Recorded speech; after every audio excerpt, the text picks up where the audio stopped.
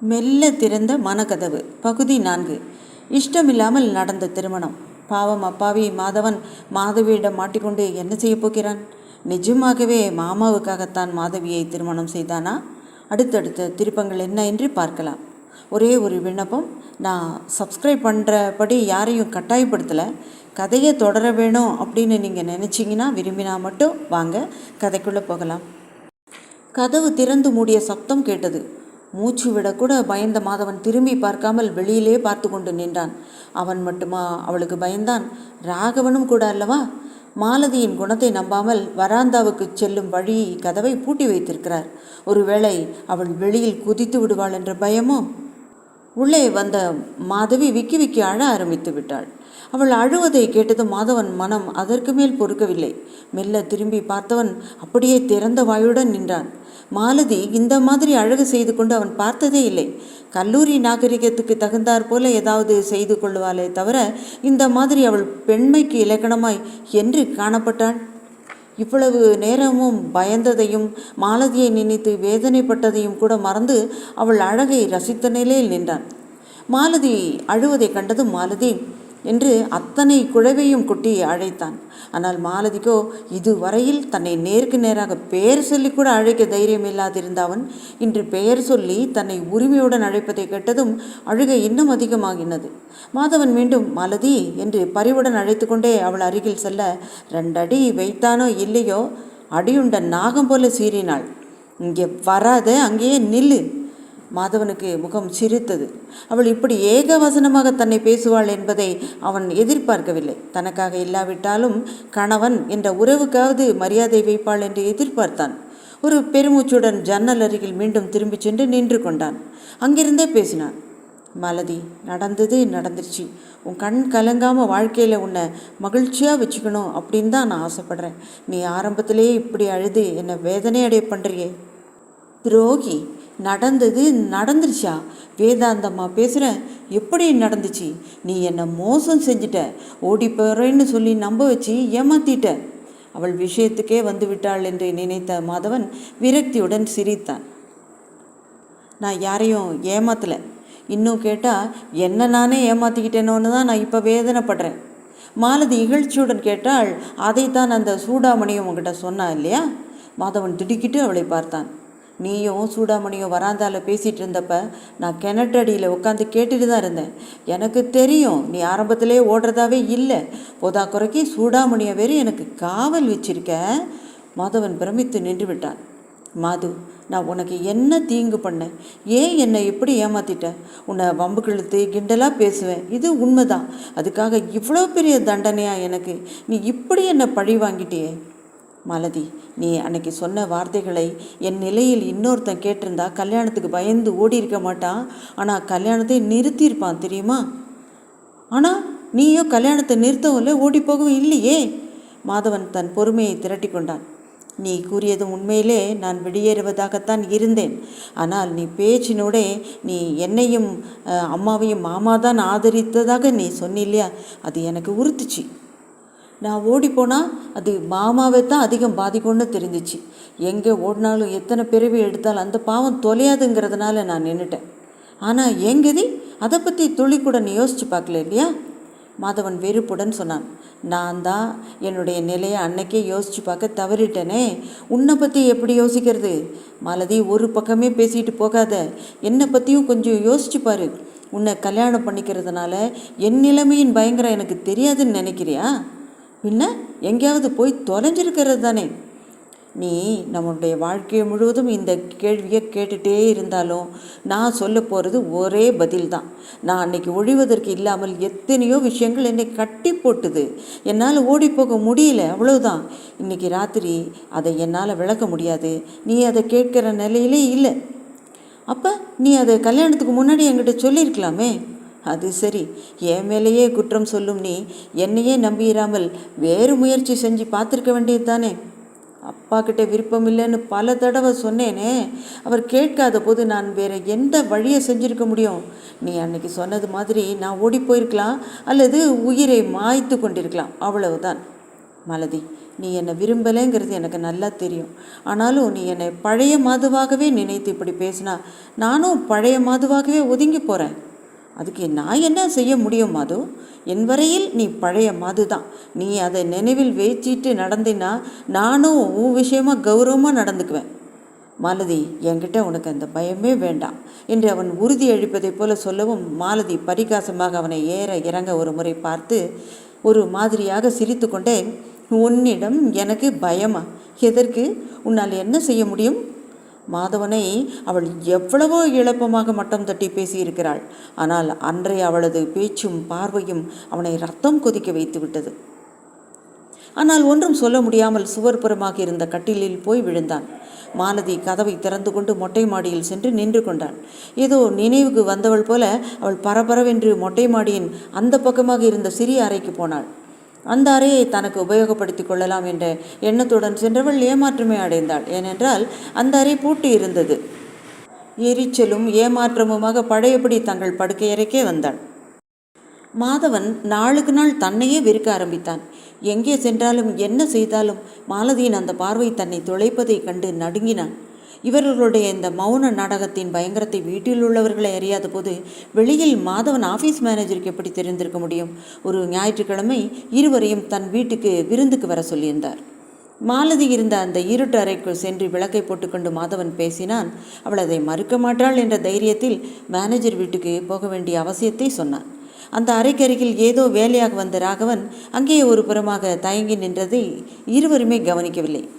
நல்ல வேளையாக மாலதி தலையசைத்து மறுத்தாளே தவிர அதிகப்படியாக ஒன்றும் பேசவில்லை. மாலதி, எனக்காக நீ வரலைனாலும் அந்த மேனேஜர் தவறாக ஏதாவது நினச்சிக்கொள்ளாமல் இருக்கிறதுக்காக இந்த ஒரு தடவை மட்டும் என் கூட வாயேன் என்று மாதவன் கெஞ்சினான். என்னை ஏன் வற்புறுத்துற? நான் வர மறுத்ததாகவே அவர்கிட்ட போய் சொல்லு, எனக்கு கவலை இல்லை என்று சொல்லென்று எரிந்து விழுந்தாள். மாலதி மரியாதை குறைவாக பேசுவது மாதவனுக்கு புதிதல்ல என்றாலும் ராகவன் இதை கேட்பது முதல் தடவையாகியால் மறைவிடத்திலிருந்து மாலதி என்று கர்ச்சித்து கொண்டே அறைக்குள் வந்தார். மாலதி உடல் நடுங்க எழுந்து நின்றாள். மாதவனிடம் கணவனுக்குரிய மரியாதை காட்டாத வரையில் உனக்கு இந்த வீட்டில் இடம் இல்லை, முதல்ல அவன்கிட்ட மன்னிப்பு கேளு. மாலதி மௌனமாக நின்றாள்.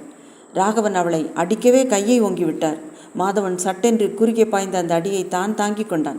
மாமா, தயவுசெய்து இந்த விஷயத்தை என்கிட்ட விட்டுருங்க. நீங்களே அவள் என்னுடைய மனைவி என்னும் உறவை மறந்து அவளை தொட்டு அடிக்க துணிஞ்சிட்டிங்களே. ராகவன் சில நிமிஷங்கள் மௌனமாக இருந்துவிட்டு வேதனையுடன் சொன்னார்.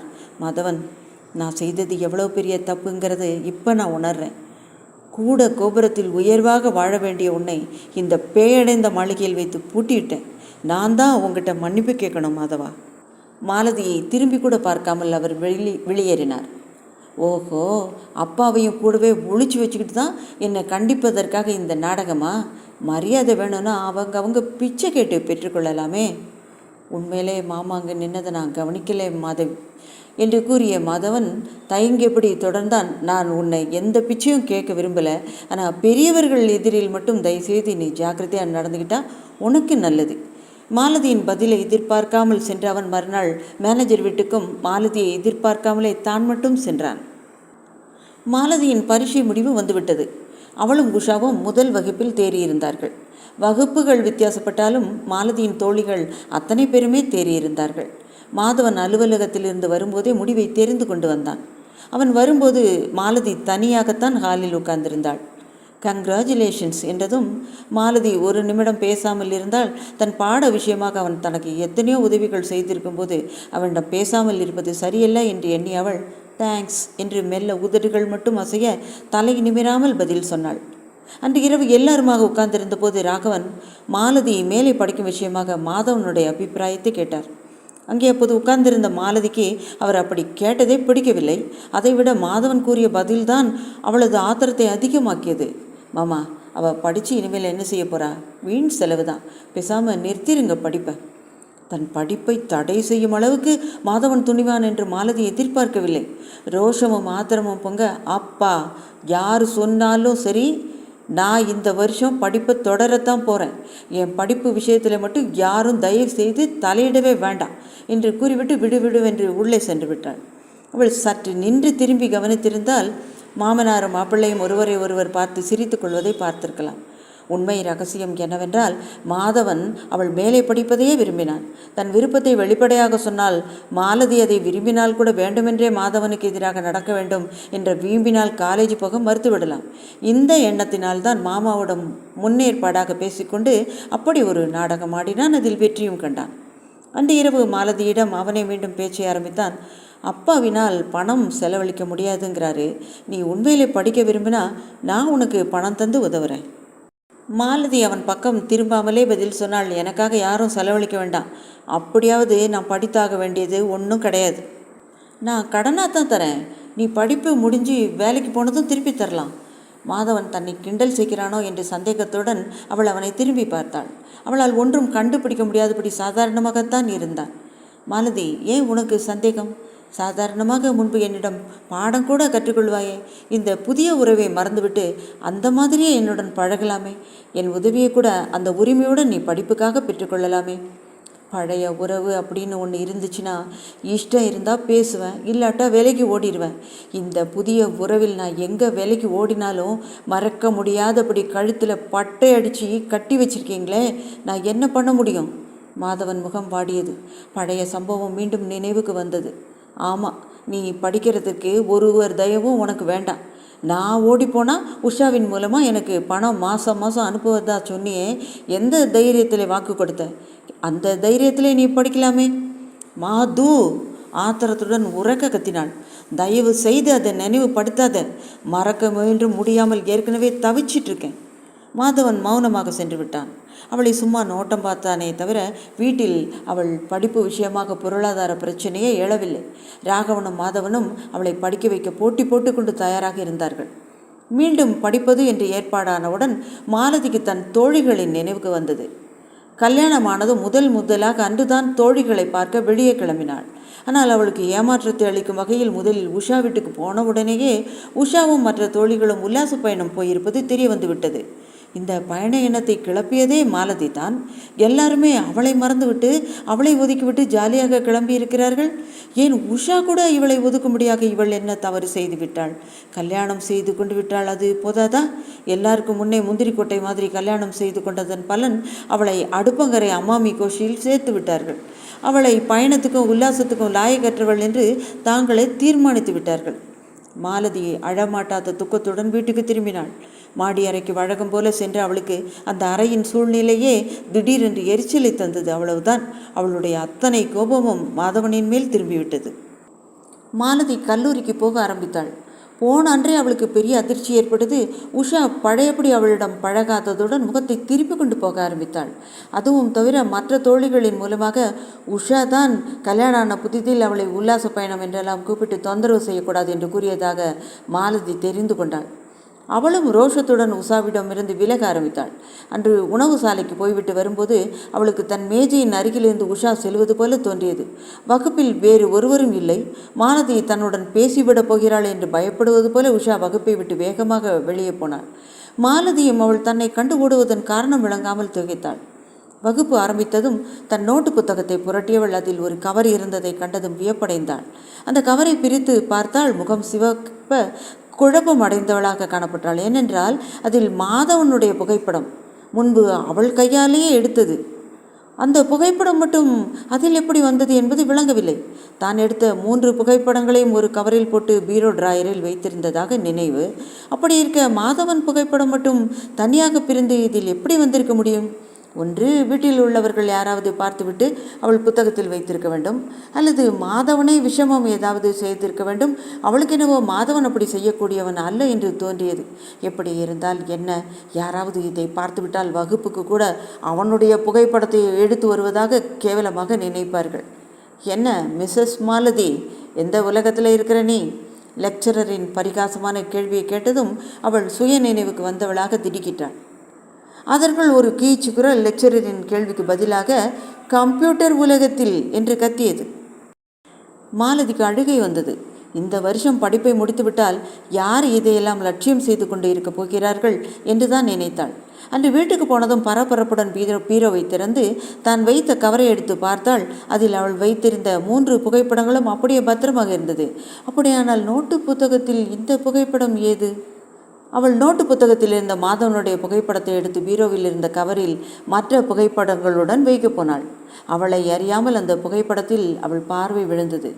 அவனுக்கு தானே கிராப் வாரி சிகையை அழகாக சீர்படுத்தி அந்த செயினை அவன் கழுத்தில் தானே போட முயன்றது அவள் நினைவில் வரிசையாக எழவே அன்று ஏற்படாத வெட்கம் இப்போது தோன்றி அவள் முகத்தை குங்குமமாக சிவக்க வைத்தது.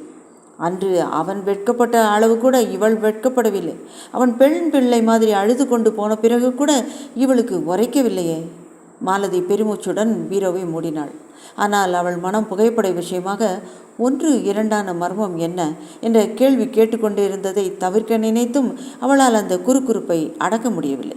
அன்றிரவு 8 மணி வரையில் மாடியறையில் தன் காலேஜ் வேலைகளை கவனித்து கொண்டிருந்த மாலதி 8 மணிக்கு மேல் சாப்பிடுவதற்காக கீழே வந்தாள். அவளிடம் லக்ஷ்மி ரகசியமாக சொன்னாள், மாதவன் இன்னும் ஆஃபீஸ்லேருந்து வரலடி. மாலதி காதில் தான் கூறியது விழுந்திருக்குமா என்று லக்ஷ்மி சந்தேகப்படும் அளவுக்கு அவளிடம் எந்த மாறுதலுமே ஏற்படவில்லை.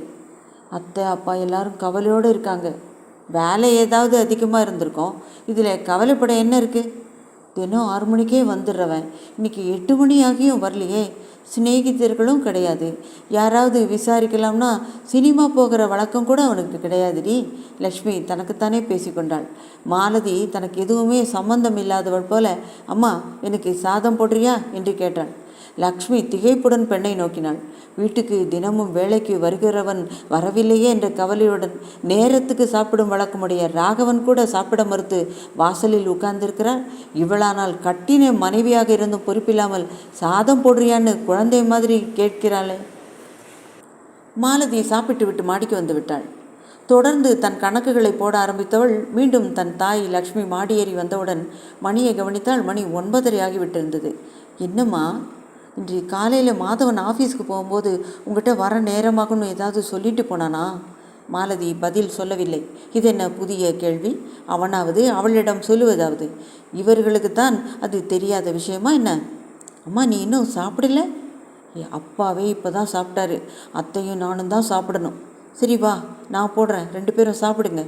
வேண்டாம், நீ போட்டால் மட்டும் அத்தை மாதவன் வராமல் சாப்பிட்ருவாளா? இல்லை நான் தான் சாப்பிடுவேனா? லக்ஷ்மி பெருமூச்சுடன் எழுந்து கீழே சென்று விட்டாள். சந்திர வீட்டு கடிகாரம் 10 அடித்து ஓய்ந்தது. இன்னும் அவன் வரவில்லை என்றால் எங்கே போயிருக்கக்கூடும்? சமீபத்தில் காலேஜ் போக ஆரம்பித்ததிலிருந்தே அவள் மாதவனையும் தன் கல்யாணத்தினால் தனக்கு ஏற்பட்டிருந்த ஏமாற்றத்தையும் மறந்திருந்தாள். அதனால் அவனுடைய போக்கு பழக்கம் எதையுமே கவனிக்கவில்லை. திடீரென்று அவளுக்கு ஒரு சந்தேகம் வந்துவிட்டது. கல்யாணத்துக்கு முன்பு தான் அவளை செய்யும்படி கேட்டுக்கொண்ட அந்த காரியத்தை இப்போது அவன் செய்திருந்தால், உண்மையிலேயே அவன் ஓடிப்போயிருந்தால்? அவளுக்கு குபீரென்று வயிற்றில் ஏதோ வேதனை செய்தது. உடலில் ஒரு நடுக்கம். அவன் இனிமேல் ஓடிப்போவதால் யாருக்கு லாபம்? அவளுக்கு லாபம் இல்லையா? சனியன் விட்டது என்று நிம்மதியாக இருக்கலாமே. அவள் மாதவனை வெறுக்கும் பட்சத்தில் அவன் இருந்தால் என்ன, இல்லாமல் எங்கேயாவது தொலைந்தால் என்ன? தான் அன்று மாதவனிடம் அவ்வளவு சுலபமாக ஓடிப்போய்விடு என்று கூறிவிட்டாளே தவிர ஓடிப்போவது என்பது அவ்வளவு சுலபமான விஷயம் இல்லை என்பதை மாலதி அப்போதுதான் உணர்ந்தாள். ஆனால் அதே சமயம் தெருக்கொடியில் ஒவ்வொரு அடியையும் எண்ணி எண்ணி வைப்பதைப் போல நிதானமாக மாதவன் நடந்து வந்து கொண்டிருப்பது தெரிந்தது. அப்போது அவளுக்கு ஏற்பட்ட நிம்மதி உணர்வை அவளால் தடை செய்ய முடியவில்லை. மாலதி தான் அங்கே நிற்பதை கண்டால் மாதவன் தனக்காக அவள் கவலையுடன் காத்து நிற்பதாக எண்ணிவிடப் போகிறானே என்று பயந்து உள்ளே போய்விட்டாள். சில நிமிடங்கள் கழித்து அவள் மாடி வளைவில் நின்று கொண்டு அங்கு நடக்கும் சம்பாஷணையை அறிய முயன்றாள். ராகவன் தான் கூறிக்கொண்டிருந்தார், மாதவா, நீ ஃப்ரெண்ட்ஸ் கூட சினிமாவுக்கு போனது தப்புன்னு யார் சொன்னாங்க? நீ வெளியில் ஹோட்டலில் சாப்பிட்டதை கூட நான் தப்புன்னு சொல்ல மாட்டேன். ஆனால் நீ அதை பக்கத்து வீட்டுக்கு ஃபோன் பண்ணியாவது வர நேரமாகும் அப்படின்னு தெரிவிச்சிருக்கலாம் இல்லையா? பொறுப்புணர்ச்சியுடன் நீ அதை செஞ்சிருந்தா வீட்டில் மற்ற பொண்ணுங்க கவலைப்பட்டிருக்க மாட்டாங்க இல்லையா? இவ்வளவு நேரம் சாப்பிடாம காத்திருக்கவும் மாட்டாங்க. அவர் கூடிய வரையில் குரலை சாதாரணமாக மாற்றிக்கொண்டாலும் கோபம் கொண்டிருக்கிறார் என்பது நன்கு விளங்கியது. நான் மறந்துட்டேன் மாமா. எதேப்பா மறந்துட்டேன்? ஃபோன் செய்கிறதையா? இல்லை மாமா, எனக்காக கவலைப்படக்கூடிய இந்த வீட்டில் மனுஷங்க இருக்காங்க அப்படிங்கிறதான். கனகம் மாது என்று உரத்த குரலில் கூவினான். கனகம், நீ ஒன்றும் சொல்லாது. லக்ஷ்மியும் நீயும் சாப்பிட்ற வேலையை பாருங்க என்று கூறிய ராகவன் தன் அறைக்கு சென்று விட்டார். மாலதி சத்தம் செய்யாமல் தன் கட்டிலில் வந்து படுத்து கொண்டாள். அப்பாவிடம் மாதவன் அப்படி தைரியமாக பேசியது அவளுக்கு ஆச்சரியத்தையும் திருப்தியையும் கூட கொடுத்தது. அப்பாவுக்கும் நல்ல வேணும். தங்கை பிள்ளைக்காக பரிந்து அவள் விருப்பத்தை மீறி கல்யாணம் பண்ணி வச்சாரே, அவன் இன்னைக்கு அவரையே தூக்கி எறிஞ்சு பேசிட்டான். இந்த மண்ணாந்திக்கு எப்படி இப்படியெல்லாம் பேச வந்தது? அவளுக்கு ஆச்சரியமாக இருந்தது. மாதவன் மாடிப்படிக்கட்டுகளில் ஏறி வரும் சத்தம் கேட்டது. மாலதி கண்களை இறுக மூடிக்கொண்டு தூங்குபவள் போல பாவனை செய்தாள். மாதவன் அறைக்கு வந்து விளக்கை போட்டான். மாலதி கண்களை மூடிக்கொண்டிருந்தாலும் அவன் தன் கட்டில் அருகில் வந்து நிற்பதை உணர்ந்தாள். அந்த நிமிஷம்தான், ஆகா, தவறு செய்துவிட்டோம், தூங்குவது போல நாம் இருந்திருக்கக்கூடாது என்று நினைத்தாள். சற்று நேரம் அவளையே பார்த்து கொண்டிருந்த மாதவன் அவள் கால் அருகில் கிடந்த போர்வையை எடுத்து அவளுக்கு போர்த்தினான். பிறகு தன் உடைகளை மாற்றிக்கொண்டு விளக்கை அணைத்துவிட்டு போய் தன் கட்டிலில் படுத்து கொண்டான். மாலதி நிம்மதியுடன் பெருமூச்சு விட்டாள். அந்த போர்வை அவள் உடலில் முள்ளாக குத்தியது. மாதவன் போர்த்தியது என்ற நினைவுதான் காரணமோ? உதறி எரியத்தான் துடித்தாள். ஆனால் தான் விழித்து கொண்டிருப்பதை அவன் உணர்ந்துவிடப் போகிறானே என்ற பயத்தில் பேசாமல் இருந்து விட்டாள். மாதவன் அந்த மாதிரி பேசியது அன்றுதான் முதல் தடவை. தந்தையிடமே அப்படி பேசியவன் அங்கே வரும்போது அவள் விழித்து கொண்டிருந்தாள். தன்னிடம் இன்னும் எப்படியெல்லாம் பேசுவானோ என்ற பயத்தில்தான் அவள் தூங்குவது போல பாவனை செய்தாள். இத்தனை நாளாய் வெறும் புழுவாக மதித்து அவனை நடத்திய மாலதி அன்று அவனை ஒரு மனிதனாக உணர்ந்து முதலாக பயந்தாள். மாதவன் சாப்பிட்டுவிட்டு வருவதை பார்த்த மாலதி கையில் உள்ள புத்தகத்தை ஆழ்ந்து படிப்பவள் போல பாவனை செய்தாள். மாலதி என்று தயங்கியபடி கூப்பிட்டான் மாதவன். அவள் என்ன என்று கேட்பது போல அவனை பார்த்து புருவத்தை நெறித்தாள். மாலதி, சற்று மாடிக்கு வர முடியுமா? அவன் கேட்டான். சொல்லுவதை விட கெஞ்சினான் என்பதே பொருந்தும். எதற்காக? பயப்படாதே மாலதி, உன்னிடம் கொஞ்சம் பேச வேண்டியிருக்கிறது, அவ்வளவுதான். நான் பயப்படுறேனா? அதுவும் என்று இழுத்து அவள் பரிகாசமாக சிரித்தபடி தனக்கே உரிய அந்த விஷ பார்வையை அவன் மேல் வீசினாள். மாதவன் பாவம் தலை குனிந்தபடி அந்த இடத்திலிருந்து எழுந்து மாடிக்கு போய்விட்டான். மாலதி அவன் அழைப்பை சட்டை செய்யவும் இல்லை, எதற்காக அழைத்திருப்பான் என்று சிந்தித்து மூளையை குழப்பிக் கொள்ளவும் இல்லை. தானும் சாப்பிட்டதும் வழக்கம் போலவே மாடிக்கு சென்றாள். மாதவன் அவளுக்காகவே காத்திருந்தது போல அவள் வந்தவுடன் தன் பீரோவை திறந்து ஒரு பாக்கெட்டை எடுத்தான். மாலதி, எனக்கு அரியர்ஸ் ஒன்று எதிர்பாராமல் கிடச்சிச்சு. நானாக செலக்ட் பண்ணேன் ஒரு பட்டுப்புடவையை. முதல் முறையாக நான் உனக்கு அளிக்கும் சிறு அன்பளிப்பு இது. மாலதி அவன் கூறியதை காதில் வாங்காதவள் போல மேஜையின் எதிரில் உட்கார்ந்து தன் புத்தகங்களை பிரிக்க ஆரம்பித்தாள். மாதவன் உண்மையிலேயே அவள் அப்படியே அலட்சியம் செய்வாள் என்று எதிர்பார்க்கவில்லை. புதிதாக புடவை உடுத்துவதில் அவள் மோகம் கொண்டவள். அதனால்தான் வாங்கி கொடுத்த புடவையையும் ஆசையுடன் ஏற்றுக்கொள்வாள் என்று எதிர்பார்த்தான். என்ன மாலதி, எப்படி இருக்குன்னு பிரித்து கூட பார்க்கக்கூடாதா? பாவம், அவனுக்கு தான் பணம் கொடுத்து வாங்கியது அப்படிங்கிறத விட தனியாக தானே ஜவுளி கடைக்கு போய் செலக்ட் செய்த கலர் என்ற பெருமை தான் அதிகம் இருந்தது. அவள் அதை பார்த்து பரவாயில்லை என்று சொன்னால் கூட தன் செலெக்ஷனை வெற்றி எலெக்ஷன் போல கொண்டாடியிருப்பான். ஆனால் மாலதியோ வேகமாக நாற்காலியை பின்னால் தள்ளி கொண்டு எழுந்தாள். ஆத்திரத்துடன் மாதவனின் கையில் இருந்த அந்த பொட்டலத்தை பறித்து தன் பலங்கொண்ட மட்டும் சுழற்றி விட்டெறிந்தாள். அது நேராக மாதவன் முகத்தை உராய்ந்து கொண்டே சென்று அறைக்கு வெளியே போய் விழுந்தது. மாதவன் முகம் பயங்கரமாக மாறியது. அதற்கு பிறகு அவள் அங்கு நிற்கவே இல்லை. மேஜையின் மேல் இருந்த தன் புத்தகங்களையெல்லாம் வாரி எடுத்துக்கொண்டு கீழே படிக்க போய்விட்டாள். படித்துவிட்டு 10:30 மணிக்கு மேலே மாடிக்கு வந்தாள். விளக்கை போட்டு பார்த்தபோது அறை காலியாக இருந்தது. மாதவனை கட்டிலில் காணவில்லை. மெல்ல வெளியே வந்து பார்த்தாள். வெளியே வந்தபோது காலில் ஏதோ இடரவை கவனித்தாள். அவள் வீசி எறிந்த புடவை பொட்டலம்தான் அது. சற்று தயங்கினாள். ஆனால் அவள் அதை குனிந்து எடுக்கவில்லை. அறையிலிருந்து மொட்டை மாடிக்கு அடித்த மங்கிய வெளிச்சத்தில் மாதவன் அங்கே தலையணையோ கீழே வீரிப்போ எதுவும் இல்லாமல் வெறும் தரையில் படுத்து கிடப்பது தெரிந்தது. பேசாமல் உள்ளே வந்து தன் படுக்கையில் படுத்து கொண்டாள். அவன் ரோஷத்தை காட்டும் முறையில் அவ்விதம் படுத்து கொண்டிருக்கிறான் என்று அவளுக்கு புரிந்தது. ஆனால் அவளுக்கே உரிய குணம் தான் செய்த தவறின் பயங்கரத்தை உணர்ந்தும் அவனை தானாக சென்று எழுப்பவோ மன்னிப்பு கேட்கவோ தடை செய்தது. தூங்கினாலும் நடுநடுவே விழிப்பு ஏற்பட்டு கொண்டே இருந்தது. எழுந்து 2 தடவை விளக்கை போட்டும் அனைத்தும் மாறி மாறி செய்தாள்.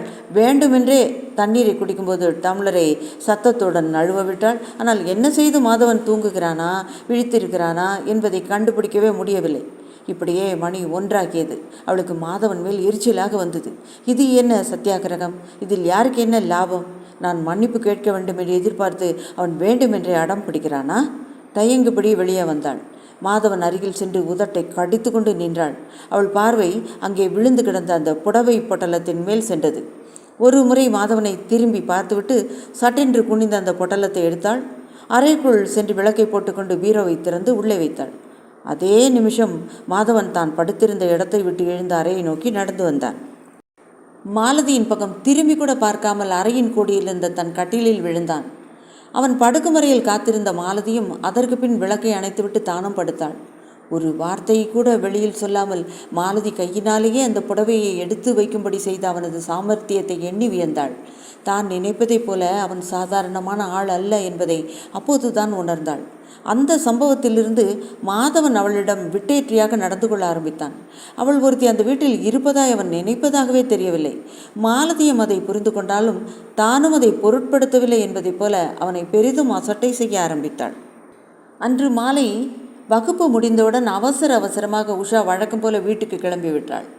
கார் கேட் அருகில் வந்தபோது தனக்கு முன்பே கேட் அருகில் மாலதி நிற்பதை கண்டதும் திடுக்கிட்டாள். அவளையும் அறியாமல் காரின் வேகத்தை குறைத்தாள்.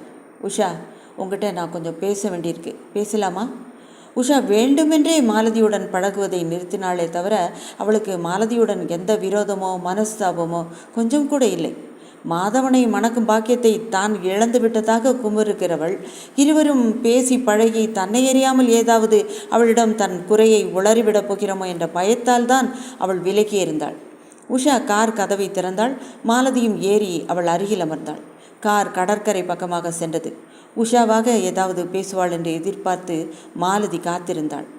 மாலதியே இத்தனை நாளாக தன் சிந்தையை குழப்பி வந்த அந்த கேள்வியை கேட்டாள். உஷா, நான் என்ன தப்பு செஞ்சேன்? இதை முதல்ல சொல்லு. இந்த மாதிரி மௌனமாக என்னை சித்திரவதை பண்ணாத. உஷா சிரித்தாள். நீ தவறு செய்துட்டதா உன் மனசுக்கு தோன்றுவானேன்? பிறகு ஏன் என்கிட்ட இருந்து ஓடி ஓடி ஒளியிற? நீயும் மற்றவங்களும் ஏன் என்னை இப்படி ஒதுக்குறீங்க? உஷா எங்கேயோ பார்த்து கொண்டு பதில் சொன்னாள். காரணம் உனக்கே தெரியும். எனக்கு தெரியுமா? தெரியவே தெரியாது உஷா. எனக்கு எப்படி தெரிய முடியும்? அப்படின்னா உங்கள் அப்பாவை போய் கேளு, அவருக்கு தெரியும். உஷா தான் அவளிடம் அவ்விதம் பேசுவது பண்பல்ல என்பதை உணர்வாள். என்ன செய்வது? அவளுள் கொதித்து கொண்டிருந்த எரிமலையின் சில பொறிகள் தான் இந்த வார்த்தைகள். என்ன உளர்ற? என் அப்பாவுக்கும் நம்முடைய நட்புக்கும் என்ன சம்பந்தம்? நான் நம்முடைய நட்பை பற்றி பேசலையே. உன் அப்பாவுக்கும் நம்ம பகைக்கும் சம்பந்தம் இருக்கு அப்படின்னு சொல்கிறேன். மாலதி அதிர்ச்சி அடைந்தாள். அப்படியானால் நீ என்னுடன் பகை பாராட்டுவதாகத்தான் சொல்லுகிறாயா? உஷா சில நிமிடம் பதில் சொல்லாமல் இருந்தாள். உஷா, நீ பழைய மாதிரி என்கிட்ட பழகலை. நீ பேசுகிற விதமும் எனக்கு பிடிக்கல. உனக்கு புண்ணியம் உண்டு, நீ காரை நிறுத்து, நான் இங்கே இறங்கிக்கிட்டு பஸ்ஸில் போய்க்கிறேன், மாலதி கோபத்துடன் சொன்னாள். உஷா காரை ஒரு ஓரமாக நிறுத்தினாள். மாலதியும் இறங்குவதற்கு கதவை திறக்க முயன்றாள். ஆனால் சட்டென்று உஷா அவள் கையை பற்றி நிறுத்தினாள். மாலதி, இப்போது நான் காரை நிறுத்தியது நீ இறங்குவதற்காக அல்ல, கொஞ்சம் பொறு. மாலதி அவளிடமிருந்து திமிரி கொண்டு காரை விட்டு இறங்க ஆரம்பித்தாள். திடீரென்று அவளுக்கு அந்த ஃபோட்டோ விஷயம் நினைவில் எழுந்தது. கார் கதவை திறந்ததை மூடாமலே உஷாவின் பக்கம் திரும்பியபடி சொன்னாள். உஷா, நான் எடுத்த ஃபோட்டோக்களை பிரிண்ட் பண்ணி கொடுத்தாயே, மொத்தம் எத்தனை பிரதி எடுத்தாய்? நீ கார் கதவை மூடிட்டு பழையபடி உட்கார்ந்தா நான் உன் கேள்விக்கு பதில் சொல்கிறேன். மாலதி புன்முறுவலுடன் அவள் சொன்னபடி செய்தாள். இன்னும் அருகில் வர வேண்டும். உஷா தன் மனதுள் சமாதானம் சொல்வதற்கு சரியான காரணத்தை தேடவே ஏதோ பேசி நேரத்தை கடத்த முயன்றாள். சொல்லேண்டி, உன் அத்தான் ஃபோட்டோ முதல்ல பிரிண்ட் எடுத்த உடனே தொலைஞ்சு போயிடுச்சு. மறுபடியும் பிரிண்ட் போட்டு உனக்கு கொடுத்துட்டேன். ஆனால் சமீபத்தில் ஏதோ பழைய புத்தகத்தை தொலைந்து போன படம் கிடச்சிச்சு. அதை உன் நோட்லேயே கொண்டு வந்து வச்சுட்டேன். அப்படின்னா நீ தான் அந்த ஃபோட்டோவை வச்சியா? ஆமாம். நீ என்ன நினச்ச?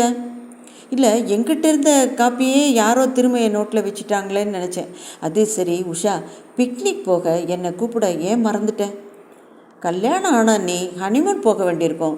இந்த மாதிரி கூட்டமாக போகும் பிக்னிக்கு உன்னை கூப்பிடலாமா? மாலதி வெறுப்புடன் சலித்து கொண்டாள். ஆமாம், ஹனிமூன் ஒன்று தான் பாக்கி எனக்கு. உஷா அதிர்ச்சியுடன், மாலதி, இன்னுமா நீ உன் மனப்போக்கை மாற்றிக்கல? இந்த விஷயத்தில் அவ்வளவு சுலபமாக மாற்றிக்கொள்ள முடியும்னு நினைக்கிறியா உஷா? உஷா சிரித்து விட்டு சொன்னாள். மாலதி, ஒருவருக்கு வெற்றி கிடைக்கணும்னா மற்றவங்களுக்கு நிச்சயம் தோல்வி கிடைச்சி தான் தீரும். ஆனால் நீ ஒரே சமயத்தில் 2 பேருக்கும் தோல்வி கிடைத்து நீ பார்த்துருக்கியா? அப்படின்னா உன் கல்யாணத்தில் வெற்றி எங்கே சென்று ஒளிந்து கொண்டதோ? ஒரு கால் உன் கணவருக்கு வெற்றி கிடைத்திருக்குமோ? மாலதிக்கு அவள் பேசியதின் பொருளே விளங்கவில்லை. தோல்வி என்னை தவிர வேறு யாருக்கு கிடைத்ததா சொல்கிற? அவள் பேச்சிலிருந்து மாலதிக்கு உண்மையிலே ஒரு விவரமும் தெரியாது என்பதை உஷா புரிந்து கொண்டாள். தன் தோழிக்கு விட்டு கொடுத்து விடுவாள் என்று பயந்தே ராகவன் மாலதிக்கு உஷா விஷயத்தை மறைத்துவிட்டு அவசர அவசரமாக கல்யாணத்தை முடித்து விட்டார் என்றே நினைத்தாள். தான் ஆரம்பத்திலேயே மாலதியிடம் தன் மனதை வெளியிடாமல் போனது எவ்வளவு முட்டாள்தனம் என்பதை நினைத்து வருந்தினாள். நீண்ட பெருமூச்சு விட்டு அவள், போகட்டும் மாலதி, அதை பற்றி இப்போ என்ன? இல்லை, நீ எனக்கு ஏதோ மறைக்கிற. இந்த கல்யாணத்தை உன் கணவர் கூடவா தோல்வியா நினைக்கிறாரு? இந்த கல்யாணத்தை தோல்வியாக உண்மையிலே நினச்சா நான் கல்யாணத்துக்கு முன்னாடி சான்ஸ் கொடுத்தப்போ தப்பிச்சு போயிருக்கலாமே என்றாள் மாலதி. உஷாவுக்கு தூக்கி வாரி போட்டது. என்னது, நீ அவருக்கு சான்ஸ் கொடுத்தியா? இது என்ன புது கதை? பாவம் மாலதி கல்யாணத்துக்கு முன்பே அவனிடம் தனியே சந்தித்து தன் மனதை வெளியிட்டு ஓடி போகும்படி கேட்டுக்கொண்டதிலிருந்து மாப்பிள்ளை அழைப்பு சமயம் வரையில் தான் எதிர்பார்த்து ஏமாந்தது முடிய எல்லாவற்றையும் ஒன்று விடாமல் சொன்னாள். தான் உஷாவின் வீட்டு மூலமாக கடித போக்குவரத்து வைத்து கொள்ளலாம் என்று கூறியதையும் தான் பணம் அனுப்புவதாக சொன்னதையும் கூட விடாமல் கூறி முடித்தாள். உஷா கல்லாய் சமைந்து போனாள். மாலதி ஜடம் கோழை என்று திட்டியது நியாயம் என்றே அந்த நிமிஷம் நினைத்தாள். பின்னே எந்த ஆண்மகன் ஒரு பெண் தன்னிடம் வந்து உன்னை கல்யாணம் பண்ணிக்க எனக்கு இஷ்டம் இல்லை, எங்கேயாவது போய் தொலைன்னு சொன்ன பிற்பாடும் ரோஷம் கெட்டு இந்த மாதிரி அவளை ஏமாற்றி கல்யாணம் செஞ்சு கொள்ளுவான்? இந்த மாலதியும் ஒரு பைத்தியம். கல்யாணத்தை நிறுத்த அந்த அப்பாவியைத்தானே நம்பி பொறுப்பு ஒப்படைக்கணும்? கல்யாணத்துக்கு பிறகு நீ கேட்குறது தானே ஏன் உன்னை ஏமாத்தினாருன்னு. கேட்காம விடுவேனா உஷா? கேட்டேன். நன்றி உணர்ச்சி அடிப்படையில் நடந்த என் கல்யாணம் என் வாழ்க்கையே நாசமாக்கிவிட்டது, மாலதி எரிச்சலுடன் சொன்னாள். உஷா மனதுக்குள் துடித்தாள். அவள் நினைத்தது உண்மைதான். மாதவன் தன் மாமாவிடம் கொண்ட நன்றி உணர்ச்சி இவள் வாழ்க்கையை கூடத்தான் பாழாக்கி இருக்கிறது. ஏன் மாலதி, நன்றி வீரர் தந்தையை மதிப்பதைப் போல அவர் பெண்ணை நேசிக்கிறாரா? உஷா, நீ நிஜமாக தெரியாமல் தான் கேட்குறியா, இல்லை வேணும்னே தெரியாது போல நடிக்கிறியா? மாலதி, எனக்கு உண்மையிலே எதுவுமே தெரியாது. விளையாடுற பொம்மையை பூஜை அறையில் வைத்ததுனாலே தெய்வமாகி விடாது. விளையாடியது தான் நினைவு வருமே தவிர பக்தி தோன்றாது. மாலதி, நீ நினைக்கிறது தப்பு. இன்னொருத்தரோட வாழ்க்கையில் பங்கு கொண்ட பிறகு உனக்கென்று எந்த விதமான ரோஷமோ பெருமையோ தனிமதிப்போ எதுவுமே இருக்கக்கூடாது. அவர் எப்படி இருந்தார், எப்படி இருக்க வேண்டும் என்பதை நிர்ணயிக்க உனக்கு உரிமையே கிடையாது. உஷா, நீ என்ன சொல்லு. என்னை ஏமாத்தினவங்களுக்கு வாழ்க்கையில் ஏமாற்றம் கொடுத்து என் பழியை தீர்த்துக்க போகிறேன். அவர் நன்றி உணர்ச்சியை பெரிதாக மதித்தால் நான் பழி உணர்ச்சியை வளர்ப்பதில் திருப்தி காணப்போகிறேன். நீ யாருக்கு ஏமாற்றம் தருகிறாயோ தெரியாது, ஆனால் நீ உன்னையே ஏமாற்றிக் கொள்ளுகிறாய் மாலதி. உஷாவுடன் அவள் பழையபடி சமாதானமாகிவிட்டாள். அது போதும். உஷாவும் இது கேவலம் ராகவனின் சுயநலத்தினால் நடந்த கல்யாணம், அவர் மாலதிக்கு மறைத்தது பெரிய தவறே தவிர மாலதியின் மேல் எந்த தவறும் இல்லை என்பதை புரிந்து கொண்டாள். அதனால் மாலதியிடம் தன் மனவேதனையை காட்டிக்கொள்ளாமல் சகஜமாக பழக ஆரம்பித்தாள். அன்று மாலதி மாடியில் தனியாக இருந்தபோது சந்துரு அவளை தேடிக்கொண்டு வந்தான். மாதவன் ஆஃபீஸிலிருந்து இன்னும் வரவில்லை. கல்லூரியிலிருந்து வந்ததும் அவள் வழக்கம் போல மாடி அறையை பெருக்கி சுத்தம் செய்து கொண்டிருந்தாள். சந்துரு வந்ததும் வராததுமாக குறைப்பட்டு கொண்டான். மாலதி அக்கா, புது வீட்டுக்கு நீ போயிட்டா எனக்கு தான் பொழுதே போகாது, போர் அடிக்கும். என்னடா மண்டு, என்ன வளர்ற? புது வீட்டுக்காவது நான் போகிறதாவது? அத்தான் இன்றைக்கி காலையில் எங்கள் வீட்டுக்கு வந்து ஃபோன் பண்ணிகிட்டு இருந்தார். திருவல்லிக்கேணியில் ஒரு வீட்டுக்கு ஃபோன் செய்த போது நான் கேட்டேன். சந்துரு மாதவனை இப்போதெல்லாம் அத்தான் என்று தான் குறிப்பிடுகிறான். மாலதி அதில் ஆர்வம் இல்லாதவள் போல எதையும் கேட்காமல் இருந்தாள். சந்துருவே எல்லாவற்றையும் ஒப்பித்து விடுவான் என்பது அவளுக்கு தெரியும். அத்தான் அவரோட அப்பாவுக்கு ஏதோ விசேஷம் வர்றதாகவும் அது முடிஞ்ச உடனே பால் காய்ச்சி சாப்பிட வர்றதாகவும் ஃபோனில் சொன்னார். மாலதிக்கு புரிந்து விட்டது. அடுத்த வாரம் மாதவனுடைய அப்பாவுக்கு சிரார்த்தம் வருவது அவளுக்கு தெரியும். அதற்கு பால் காய்ச்சி சாப்பிட போவதாக சொன்னால் தனியாக இடம் பார்த்து போகிறான் என்று தானே அர்த்தம். அவன் வேறு இடம் போகிறான் என்பதை தெரிந்து கொண்டவுடன் தன் மனதில் குதூகலமும் ஒருவித மன நிம்மதியும் ஏற்படுவதை அவள் உணர்ந்தாள். எனக்கா, புது வீட்டுக்கு நீ எப்போ போகிற? போடா முட்டாள், புது வீடாவது பழைய வீடாவது எனக்கு எல்லாமே இதுதான். ஐயா, பொய் சொல்லாத. அத்தான் போனால் நீயும் போக வேண்டியது தானே. மாலதி திகைப்புடன் அவனை பார்த்தாள். இவ்வளவு சின்ன பையன் எவ்வளோ பெரிய விஷயத்த பேசுகிறானே. நான் படிப்பை முடிக்கிற வரைக்கும் எங்கேயுமே போக மாட்டேன். அப்புறம் இதெல்லாம் பேசலாம். நீ என்கிட்ட சொன்ன விஷயத்தை யாருக்கிட்டையும் சொல்லக்கூடாது. ஏதாவது சொன்னதாக தெரிஞ்சிச்சோ, நீ எல்லா பசங்களோடையும் கோலி விளையாடிட்டு இருந்துச்சு இல்லை, அதை நான் உங்கள் அப்பா கிட்ட சொல்லிவிடுவேன். சந்துரு ஓடிவிட்டான். மாலதி மொட்டை மாடியில் நின்று கொண்டு மீண்டும் சிந்தனையை ஆழ்ந்து விட்டாள். மாதவன் சமீபத்தில் நடந்து கொள்ளும் விதங்களை நினைவுபடுத்தி பார்த்தாள். அவன் தனியாக இடம் தேடிக்கொண்டு போகும்படியாக சமீபத்தில் ஏதாவது அவன் மனம் புண்ணாகும்படி நடந்து கொண்டோமா என்று தன்னுள் ஆராய்ந்தாள். உடனே அவளுக்கு தெளிவாக விளங்கிவிட்டது. தான் வாங்கி தந்த புடவையை வீசி எரிந்ததிலிருந்தே மாதவன் ஒரு விதமாகத்தான் நடந்து கொள்ளுகிறான். அதுதான் அவன் மனதை அவ்வளவு ஆழமாக பாதித்திருக்கிறது. எந்த விஷயத்துக்காக தனியாக போனால் என்ன, தன் வரையில் அதை பொருட்படுத்த போவதே இல்லை. அதை தெரிந்து கொண்டதைப் போல காட்டிக்கொள்ளப் போவதும் இல்லை. மாதவன் தன் தாயிடம் தான் இடம் பார்த்து இருப்பதை பற்றி வெளியிட்டான். இன்னும் 2 நாளில் நடக்கவிருக்கும் தன் தந்தையின் திதிக்கு பிறகு ஒரு நாளில் பால் காய்ச்சிவிட்டு கூடிய சீக்கிரமே அங்கு போய்விடலாம் என்று கூறி மாமாவிடம் தன் தாயையே தெரிவித்து விட சொன்னான். இதை பற்றி ஒரு வார்த்தை கூட அன்று மட்டுமல்ல, தான் வீட்டை விட்டு நகரும் வரையில் மாலதியிடம் பேசவில்லை. ராகவன் ஏற்கனவே லக்ஷ்மி மூலமாக மாதவன் வேறு இடம் தேடுவதை கேள்விப்பட்ட போது அவருக்கு அதிர்ச்சியாக இல்லை. எதிர்பார்த்ததை போலத்தான் பேசினார். மாதவா, நீ தனியாக போக வேண்டியது அவசியம்தானா? வீட்டில் அன்றுதான் பித்ரு தினம். மாதவன் ஆஃபீஸுக்கு லீவு போட்டிருந்ததோடு அல்லாமல் மாலதியும் காலேஜுக்கு போகவில்லை. அவளும் அங்கே தான் இருந்தாள். மாமா, எனக்கு அதான் நல்லதுன்னு தோணுது, மரியாதை கலந்த குரலில் சொன்னான் மாதவன். உனக்கு எதனால அப்படி தோணுதுன்னு எனக்கு தெரியாது. ஆனால் உன்னை வயிற்றில் பிறந்த பிள்ளையாக பாவித்து வளர்த்து விட்டேன். நடுவிலே ஏதோ தவறுதலாக ஏற்பட்டுவிட்ட இந்த புது உறவை விடு. என் தங்கை கனகத்தின் பிள்ளையாகவே நான் உன்னை நினச்சதே கிடையாது.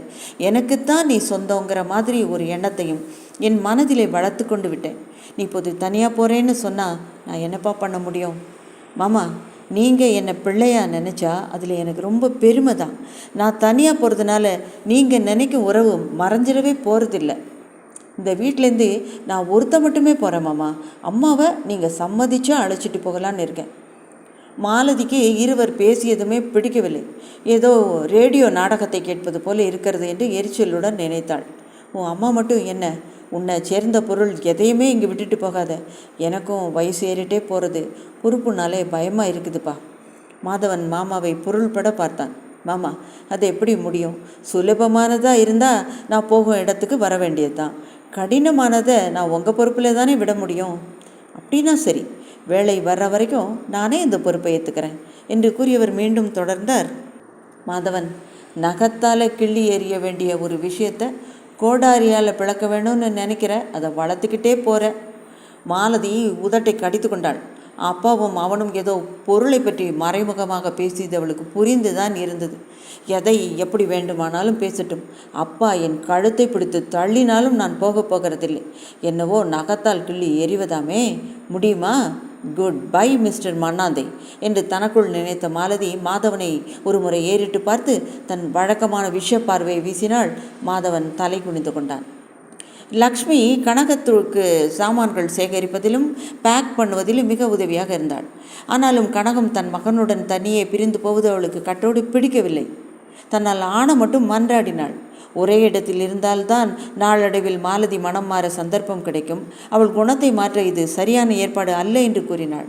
ஆனால் மாதவன் இந்த விஷயத்தில் பிடிவாதமாக இருந்ததால் கனகத்துக்கு அதை மீற முடியவில்லை. ஒரு நல்ல நாளில் பிற்பகலில் கனகம் தனி கொடுத்தனத்தை திருவல்லிக்கேணி ஜாகையில் ஆரம்பித்தாள்.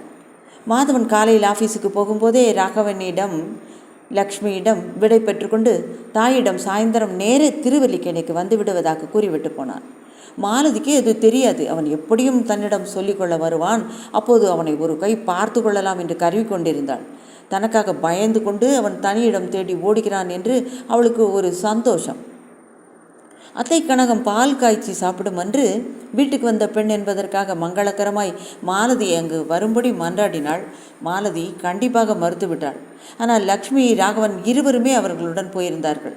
மாலதி வீட்டுக்கு காவலாக இருந்தாள். திருவல்லிக்கேணி ஜாகைக்கு கனகம் குடிப்போன அன்று இரவு மாதவன் வீட்டுக்கு வராததை கண்டதும் தான் காலையிலேயே அவன் விடை பெற்று கொண்டு போய்விட்டான் என்பது தெரிந்தது. ஆத்திரத்துடன் தன் உதடுகளை கடித்து கொண்டாள். திடீரென்று ஏதோ நினைவுக்கு வந்தவளாக அவள் சிரித்து கொண்டாள். கடைசியாக அவர்களுக்குள் எழுந்த சண்டையின் காரணமாக மாதவன் வாங்கி வந்த புடவையை அவன் பெட்டியில் அவனுடைய உடைகளுடன் நைசாக வைத்து விட்டாள். இந்த தடவை மீண்டும் அவள் ஜெயித்து விட்டாள். அவர்கள் திருவல்லிக்கேணிக்கு சென்று 2 மாதங்கள் கடந்தன. மாதவனும் மாலதியும் அதற்கு பின் ஒருவரை ஒருவர் பார்ப்பதற்கு கூட நேரவில்லை. அவனும் இங்கு வருவதில்லை. அன்று மாலை வீட்டில் தனியாக இருந்த மாலதி கண்ணாடி முன்னின்று நெற்றி பொட்டை சீர் செய்து கொண்டிருந்தாள். லக்ஷ்மி மார்க்கெட்டுக்கு போயிருந்தால் ராகவன் ஆஃபீஸில் இருந்து வரும் நேரமாகவில்லை. வாசலில் கதவு தட்டும் சத்தத்தில் சிந்தனை கலைந்த அவள் கம்மிங் கம்மிங் என்று உரக்க கத்திக்கொண்டே வாசல் பக்கம் விரைந்து சென்றாள். தன் தாய்தான் மார்க்கெட்டிலிருந்து வந்திருப்பாள் என்று நினைத்து கதவை திறந்த மாலதி முகம் சிவக்க அதிர்ச்சியுடன் நின்றாள். மாதவன் அங்கு நின்று கொண்டிருந்தான். சில நிமிஷங்கள் இருவரும் பார்வையை அகற்றாமல் பார்த்து கொண்டே நின்றார்கள். ஒருவர் மற்றவரிடம் ஏதோ ஒரு மாறுதலை இருவருமே உணர்ந்தார்கள். மாதவன் வாசல் படியை தன் நெடிய உருவம் அடைத்து கொள்ள 2 கரங்களையும் பேண்ட் பாக்கெட்டுகளில் விட்டுக்கொண்டு நிமிர்ந்து நின்ற விதம் அவன் முன்னைவிட இன்னும் உயரமாக காணப்படுவது போல மாலதிக்கு தோன்றியது. அதை ஒரு மாறுதல் என்று கூட சொல்ல முடியாது. ஆனால் அவனிடம் வேறொரு மாறுதல். அவன் முகத்தில் கிரிதாவும் மெல்லிய மீசையும் காணப்பட்டது. மாலதி பார்வை அவன் கிராப் பக்கம் தவழ்ந்தது. முன்பு ஒரு முறை புகைப்படம் எடுக்க ஸ்டைலாக வாரினாளே, அதே ஸ்டைலில் இன்று அவன் தலைவாரி கொண்டிருந்தான். அவள் முகத்தில் புன்னகை படர்ந்தது. மாதவன் மெல்ல கனைத்தான். மாலதி அவனை வரவேற்க மாதிரியில் தலையை அசைத்துவிட்டு கூடத்தை நோக்கி நடந்தாள். மாதவன் அவளை தொடர்ந்தான். அவன் உட்காராமல் நின்று கொண்டே இருந்ததை பார்த்து உட்காருங்கள் என்று சகஜ பாவனையில் சொன்னாள். மாதவன் அதை கேட்டதும் வியப்புடன் அவளை ஒருமுறை ஏற இறங்க நோக்கிவிட்டு வாசல், ரூம், சமையலறை எல்லா இடங்களிலும் யாரையோ தேடுவது போல பாவனை செய்தான். அவன் செய்கையின் பொருளை புரிந்து கொண்ட மாலதி ரோஷத்தினாலும் வெட்கத்தினாலும் சிவந்த தன் முகத்தை மறுபுறம் திருப்பி கொண்டாள். அத்தை சௌக்கியமா என்று கேட்டாள். உயிரோடு இருக்கிறாள் என்று மாதவன் எங்கோ உச்சி முகட்டை பார்த்து கொண்டு அலட்சியமாக சொன்னான். உதட்டை கடித்து கொண்ட மாலதி கோபத்துடன் எழுந்து விட்டாள். அடுத்த நிமிஷமே மாடிக்கு விடுவிடுவென்று சென்று விட்டாள். இவன் பழைய மாதுவா? எவ்வளவு ஆணவம், எவ்வளவு அலட்சியம்! வீட்டில் யாரும் இல்லை என்பதால் வீடு தேடி வந்தவர்களுக்கு மரியாதை போனால் போகிறது என்று பேசினால் இவ்வளவு முரட்டுத்தனமாகவா பேசுறது? அவள் எவ்வளவு திட்டினாலும் இழப்பம் செய்தாலும் அசடு வழியை இழுத்து கொண்டு நின்ற அந்த பழைய மாது எங்கே? தன் தாய் வந்த பிறகும் அவள் கீழே இறங்கி வரவில்லை. மாதவன் வீட்டை விட்டு போய்விட்டான் என்று தெரிந்ததும் கீழே இறங்கினாள். டீப்பாயின் மேலிருந்த டிஃபன் தட்டும் டபரா செட்டும் அவன் டிஃபன் காஃபி சாப்பிட்டான் என்பதை காட்டின. ஆஃபீஸிலிருந்து வந்திருந்த ராகவன் லக்ஷ்மியிடம் தாமே அவனை வர சொன்னதாக சொல்லி ஆஃபீஸுக்கு ஃபோன் பண்ணதாக சொல்லி கொண்டிருந்தது அவள் காதில் விழுந்தது. அன்று சனிக்கிழமை. மாலதிக்கு காலேஜ் லீவு. ஆனாலும் பசி எடுத்து விட்டதால் மணியை கவனித்தாள். 10 ஆகிவிட்டிருந்தது. அவள் அம்மாவுக்கு இன்னும் சமையலே முடிந்த பாடில்லை. என்னவோ தெரியவில்லை. காலையிலிருந்தே சோறுவுடன் ஏனோ தானோ என்று தான் சமையல் செய்கிறாள். அம்மா, காலையிலிருந்தே அப்பாவை காணுமே, எங்கே போயிருக்கிறார்? மாதவனுக்கு பிறந்த நாளாம், அங்கே சாப்பிட போயிருக்கிறார். ஆகா, அவசியம் போக வேண்டியதுதான். பெறாமல் பெற்ற பிள்ளையாயிற்றே. ஏம்மா, நீ போகலையா? உனக்கு அழைப்பு வரலையா? உன் அப்பாவுக்கு தான் வெக்கம் துக்கம் எதுவுமே கிடையாது, நான் வேற போகணுமா என்று லக்ஷ்மி எரிந்து விழுந்தாள். மாலதி உண்மையிலே வியப்படைந்தவளாக, இதில் வெக்கம் துக்கம் இதுக்கெல்லாம் அவசியம் எங்கே இருக்குது? கூப்பிட்டா நீயும் போக வேண்டியது தானே? லக்ஷ்மி தலையில் அடித்து கொண்டாள். ஐயோ பகவானே, இப்படியும் எனக்கு ஒரு பெண் வேண்டுமா என்று சலித்து கொண்டாள். மாலதி தான் கூறியதில் என்ன தவறு என்று விளங்காமல் குழப்பமடைந்தாள். நீ அந்த வீட்டில் போய் இருந்து குடித்தனம் நடத்தி அப்பாவையும் என்னையும் சாப்பிட கூப்பிட்டா பாஞ்சிட்டு ஓடி வர மாட்டேனா? நீ இருக்கிற அழகை பார்த்து என் வயிறு எரியுது. அங்கே வேற போகணுமா? உன் அத்தை முகத்தில் விழிக்கவே எனக்கு வெக்கமாக இருக்குது. ஓ, அவ்வளவு தானா என்பது போல சூழ் கொட்டினாள். லக்ஷ்மி இனிமேல் தான் எவ்வளவு கத்தினாலும் அவள் பேச மாட்டாள் என்று தெரிந்து கொண்டு அவளுக்கு தட்டை போட்டு உணவு பரிமாற ஆரம்பித்தாள். மாலதி பாதி சாப்பாட்டில் திடீரென்று நினைவு வந்தவள் போல, அம்மா, உமா வீட்டில் ஏதோ டிக்கெட் வீணாகிறதாம், டான்ஸ் ப்ரோக்ராம், சாயங்காலம் நானும் அவளும் போகிறோம். அது சரி, தனியாவா போகிறீங்க? ஆம்பளை துணை யாரு?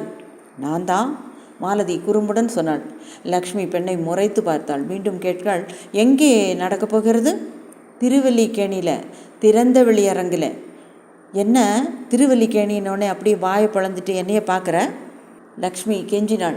மாலதி, கொஞ்சம் முன்னாலே கிளம்புடி, அத்தையும் பார்த்துட்டு வாடி, இந்த தடவை மட்டும் நான் சொல்கிறதே கேளுடி. முடியாது. வர வர எனக்கு எதுலேயுமே நம்பிக்கை போயிடுச்சு. நீயோ முன்னை விட மோசமாய் போயிட்ட. அத்தை மாதவனை பற்றி மிகவும் வேதனைப்பட்டுக்கிட்டா. அவன் முன்ன மாதிரி இல்லையாம். இதுக்கு எடுத்தாலும் கோபம் வந்துடுறதான். யாரோ வீட்டுக்காரர் பிள்ளையுடன் அளவுக்கு மிஞ்சி பழகிறானாம். அந்த பிள்ளையோ ஒரு மாதிரின்னு பயப்படுறா. அதை கேட்டதுலேருந்து எனக்கே வேதனையாக இருக்குது. பாவம் அத்தை.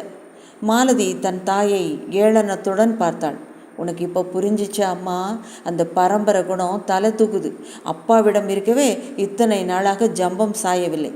லக்ஷ்மி பளீரென்று மகள் கன்னத்திலிருந்து அவள் பேச்சுக்கு முற்றுப்புள்ளி வைத்தாள். மாலதி, நீ அப்படி பேசக்கூடாது. அப்படின்னா நீயே பேசிக்கோ என்று மாலதி சாப்பாட்டை முடித்துவிட்டு எழுந்தாள். அன்று மாலை உமாவும் மாலதியும் டாக்ஸியில் புறப்பட்டார்கள். மாலதி புறப்படும் சமயம் லக்ஷ்மி மீண்டும் அவள் அருகில் வந்து தயங்கியபடி நின்றாள். மாலதி கவனிக்காதது போல் டாக்ஸியில் ஏறிக்கொண்டு விட்டாள். டாக்ஸி நின்றது முதலில் உமாதான் இறங்கினாள். அவளுக்கு பிறகு இறங்கிய மாலதி டாக்ஸி டிரைவருக்கு பணத்தை கொடுத்துவிட்டு திரும்பிய போது உமா தன் கையை கிள்ளுவதைக் கண்டு ஒன்றும் புரியாமல் திகைத்தாள். ஏய், அங்கே பாருடி உன் உட்பி என்று உமா நுழைவு வாசலை காட்டினாள். மாலதிக்கு தன் கண்களையே நம்ப முடியவில்லை. சபா வாசலில் மாதவன் ஹோம்கார்டு உடையில் நின்று கொண்டிருந்தான். அன்றைய தினம் திரையுலகில் மிக பிரபலமாக திகழ்ந்த ஒரு நடிகையும் அவளது குழுவினரும் அளிக்கும் நாட்டிய நிகழ்ச்சி. அதனால் கூட்டம் தாங்க முடியாமல் இருந்தது. ஒரு பொது இடத்தில் இவ்வளவு சுறுசுறுப்பாக வேலை செய்கிறான் என்று யார் மூலமாவது கேள்விப்பட்டு இருந்தால் மாலதி நம்பியிருக்கவே மாட்டாள். இப்போது அவளே நேரில் தன் கண்ணால் பார்க்கவே ஆச்சரியத்திலும் அதிர்ச்சியிலும் நின்றாள். பகுதி 4 இத்துடன் முடித்து கொள்ளுவோம். திருவல்லிக்கேணி சென்ற மாலதி மாதவன் வீட்டுக்கு போனாளா? நாளை பார்க்கலாம். ராஜி ஸ்டோரிஸிலிருந்து உங்கள் நான். நன்றி.